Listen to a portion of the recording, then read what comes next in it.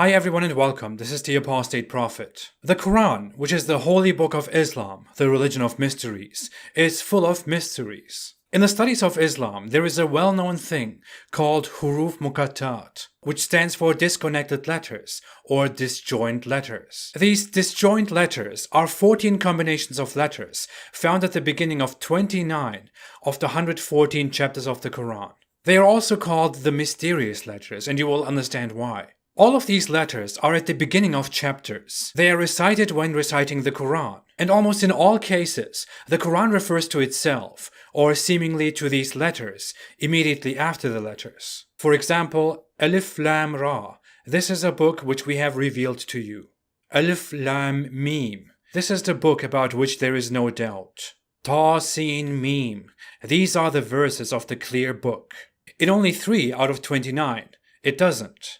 Alif Lam Mim, Allah, there is no deity except Him. There have been so many discussions on what these letters mean and why they are there. People who recite these verses recite those letters too, because they are in the Quran. But there is no consensus on what they actually mean. Of course, you could think that Allah probably communicates to the reader in a magical, mysterious way, and it's probably a miracle. Maybe it is a divine code reaching us through the different dimensions, from above the dome of the 7th heaven down to us humans who are located on a carpet known as the earth, which sits on the back of a whale which swims on the waters where Allah's throne previously used to float or swim on.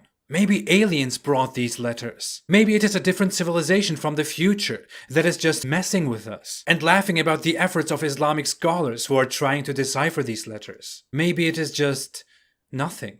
In the face of such a mysterious thing, we would of course first look at the fundamental sources of Islam to understand what they mean. Maybe the Quran told us what these letters mean.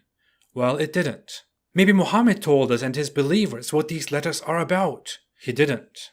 In thousands of reports of Muhammad, there is no single mention of these letters and what they mean. It seems very unimportant or self-explanatory to the people of his time. This means that these letters were either very common in his time, which is why no one ever asked him about it, or no one was interested and impressed. Or these letters were added after Muhammad's death, which is why there is no mention of them at all during his lifetime.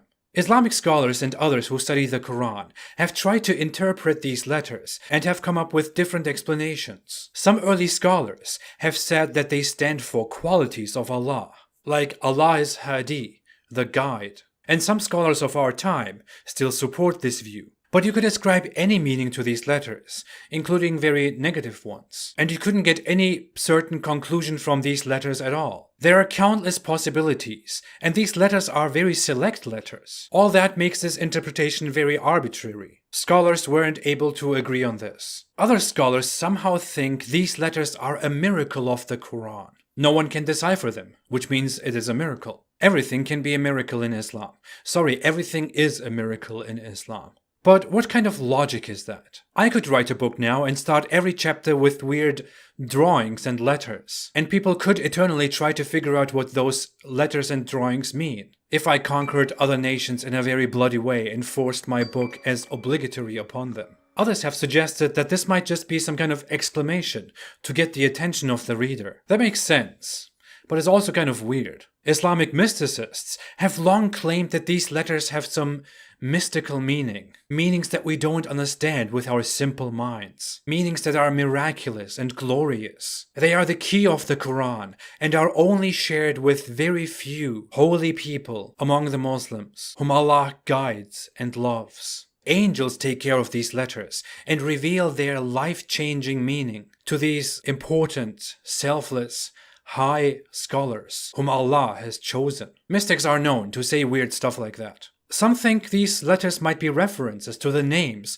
or contents of the chapters, but the general scholarly consensus is that no one knows for sure what these letters stand for. And we will probably never know until we die, and maybe Allah reveals their meanings to us when we are in heaven with our living sex dolls and wives. I have some problems with all that. First off, the Quran claims to be very clear and explained in detail. It says so several times. But there is nothing clear about these letters that are at the beginning of 29 Quran verses. Obviously, no one knows what they mean. The Quran somewhere explains, though, that its verses are very clear, and that there are some verses that are not clear, and that only Allah truly knows their meaning. These letters must be one of those cases, those verses that only Allah fully understands and knows. But let's say the Quran has actually these weird letters that no one can understand, that are only clear to the Almighty Allah, and He puts them in this book that is supposed to be a guide to humankind. What exactly is the point of that? If the Quran is the word of Allah, serving as a guide for mankind, and humans need to read it and follow it word for word, then why does it contain some weird letters that no one is supposed to understand?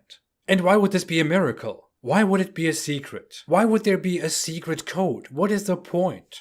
Is that some kind of hobby that Allah has? To put secret letters into the Quran that no one can figure out. And He is up there on His throne and watches all of us and goes, "Hehehe, they don't understand it. I'm so good." There really is no reason why the